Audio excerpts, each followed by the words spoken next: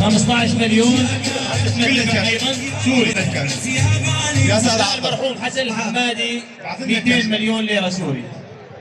وفي عندنا مليار ليره سوري من مهند عبد العزيز العزاوي تم الدفع. امسك شيخ.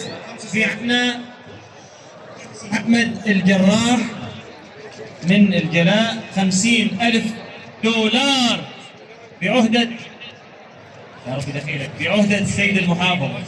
مدينة هجين عشيرة البوحردان 185 شوي. طيب عاطف معك. مدينة هجين عشيرة البوحردان 85,000 دولار. كفو.